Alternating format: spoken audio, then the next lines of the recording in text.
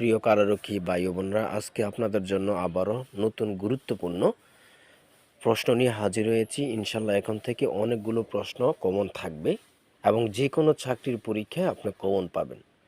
শুধু কারারক্ষী বাহিনী না, যে কোনো পরীক্ষা আপনি কমন পাবেন ইনশাল্লাহ। 2024 সালে বিভিন্ন চাকরির পরীক্ষায় বারবার আসা এই প্রশ্নগুলো এসেছে, তাই কারারক্ষী পরীক্ষার জন্য খুবই গুরুত্বপূর্ণ। আপনি যদি কারারক্ষী ও মহিলা কারারক্ষী পরীক্ষার্থী হয়ে থাকেন, আপনাদের জন্য অনেক যাচাই বাছাই করে গুরুত্বপূর্ণ সাজেশন তৈরি করা হয়েছে। বিগত সালের প্রশ্ন ও বিভিন্ন পরীক্ষার গুরুত্বপূর্ণ প্রশ্ন নিয়ে চূড়ান্ত সাজেশনটি তৈরি করেছি। সর্বশেষ চূড়ান্ত সাজেশন। বিগত সালে আমাদের সাজেশন থেকে অনেক পরীক্ষার্থী উত্তীর্ণ হয়েছে। যদি আপনি উত্তীর্ণ হতে চান, আমাদের সাজেশনটি আপনার জন্য যথেষ্ট হবে। অধ্যায়ভিত্তিক সাজেশন, কোনো এলোমেলো প্রশ্ন নেই। আপনারা অনেকেই অনেকের কাছ থেকে সাজেশন নিচ্ছেন 200, 300, 400 পেজের। এত বড় সাজেশন দেখে আপনাদের মাথা গুলিয়ে যাচ্ছে, পড়তে ইচ্ছা করে না। শুধু তাদের জন্য আমাদের এই চূড়ান্ত সাজেশনটি সর্বশেষ প্রস্তুতির জন্য। তাই চূড়ান্ত সাজেশনটি নিতে স্ক্রিনে দেওয়া হোয়াটসঅ্যাপ নাম্বারে মেসেজ করে বলুন যে ভাই আপনাদের এই চূড়ান্ত সাজেশনটি প্রয়োজন। সাথে সাথে সাজেশন পেয়ে যাবেন। সাজেশনের মূল্য 50 টাকা। মূল কথায় চলে আসি। দেখেন, আমি মূল কথায় চলে আসলাম। বাংলা সাহিত্য ছন্দের জাদুঘর বলে খ্যাত কে? সত্যেন্দ্রনাথ দত্ত। ভাষার ক্ষুদ্রতম একক কোনটি? ধ্বনি। দেখেন, এই প্রশ্নগুলো কিন্তু কত চাকরির পরীক্ষা যে এসেছে সেটা আল্লাহ ছাড়া কেউ জানেন। বেগম রোকেয়া উপন্যাস কোনটি? অবরোধবাসিনী। শুদ্ধ বানান কোনটি? গীতাঞ্জলি। খুব গুরুত্বপূর্ণ প্রশ্নগুলো। দশে মিলে করি কাজ বাক্যে দশে কোন কারকে বিভক্তি? কর্তৃকারকে সপ্তমী।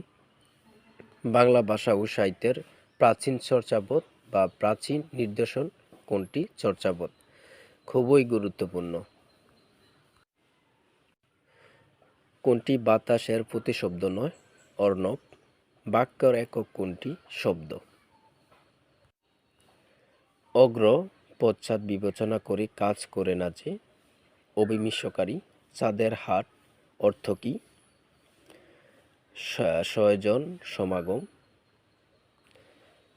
প্রসন্ডির কাক বাগধারাটির সঠিক অর্থ কোনটি? দীর্ঘজীবী। কোন বানানটি সঠিক? সমীচীন। দোনোটাই দীর্ঘিকার। অনেক চাকরি পরীক্ষা এসেছে। ফরগট এর সঠিক অর্থ কী? চিরতরে। সমাসের রীতি কোন ভাষা হতে বাংলায় এসেছে? সংস্কৃতি। বনফুল কার ছন্দনাম? বলাইচাঁদ মুখোপাধ্যায়। অনেক পরীক্ষা এসেছে। নেমেসিস নাট্যগ্রন্থের লেখক কি? নুরুল মোমেন। নেমেসিস নাট্যগ্রন্থের লেখক কি? নুরুল মোমেন। চিলকোটার সেপাই গ্রন্থের লেখক কি? আখতারুজ্জামান ইলিয়াস। বাংলার মুখ আমি দেখিয়াছি, তাই আমি পৃথিবী খুঁজিতে যাই না। কার লেখা? জীবনানন্দ দাশ। ক্ষুধার রাজ্য পৃথিবী গদ্যময় চরণটি রুচিও তাকে? সুকান্ত ভট্টাচার্য। কোনটি মুক্তিযুদ্ধ ভিত্তিক উপন্যাস? আগুনের পরশমণি। খুব গুরুত্বপূর্ণ। আগুনের পরশমণি এটা করেছে হুমায়ুন আহমেদ। আমার বাইয়ের রক্তে রাঙানো 21শে ফেব্রুয়ারি গানটির সুরকার কে? আবার অনেক সময় বলে থাকে গানটির গীতিকার কি? এই দুইটা প্রশ্ন অনেকবার আসে, অনেক। আব্দুল গাফ্ফার চৌধুরী। সুলতানা স্বপ্ন কোন ধরনের গ্রন্থ? উপন্যাস। বাংলাদেশের স্বাধীনতা যুদ্ধ দলিলপত্র কে করেছেন? হাসান হাফিজুর রহমান। নিচের কোন বানানটি সঠিক? পরিষ্কার। ভাষার ক্ষুদ্রতম একক কোনটি? ধ্বনি। বাংলা সর্বর্ণ কয়টি? 11টি। এই যে প্রশ্নটা দেখতেছেন, ভাষার ক্ষুদ্রতম একক কোনটি, আপনারা নিজে জানেন যারা প্রতিনিয়ত পরীক্ষা দেন যে এগুলো কতবার আসে।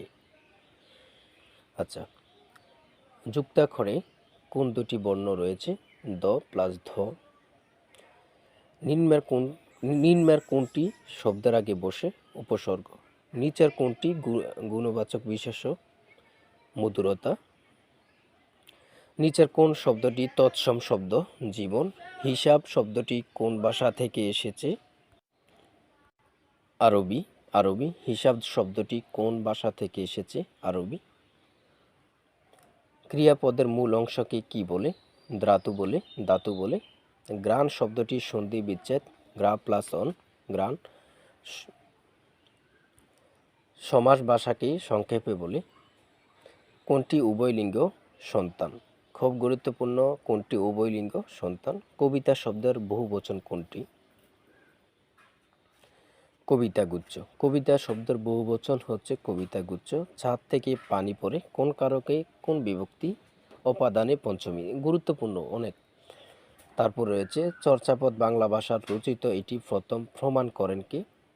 সুনীতি কুমার চট্টোপাধ্যায়। খুব গুরুত্বপূর্ণ, কবি কবি কঙ্কন কার উপাধি? মুকুন্দরাম চক্রবর্তী। কবর নাটকটির রচয়িতা মুনীর চৌধুরী। কোন বইটি রবীন্দ্রনাথ ঠাকুরের রচয়িতা নয়? শেষ বিকালের মেয়ে। কাজী নজরুল ইসলাম যে কবিতা রচনা করার জন্য কারাবরণ করেন? আনন্দময়ী আগমনে। খুব গুরুত্বপূর্ণ এই প্রশ্নটি। মুক্তিযুদ্ধ বিষয়ক উপন্যাস মা রচনা করেন? মুক্তিযুদ্ধ বিষয়ক উপন্যাস মা রচনা করেন আনিসুল হক।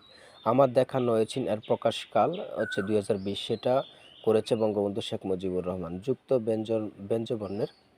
ব্যঞ্জনের বিশিষ্ট রূপ হলো হ প্লাস মূর্ধন্য। জিহ্বা শব্দের উচ্চারণ জিহ্বা।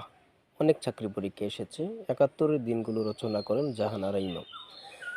নয়নছাড়া গ্রন্থের বা গল্পের রচয়িতা সৈয়দ ওয়ালিউল্লাহ।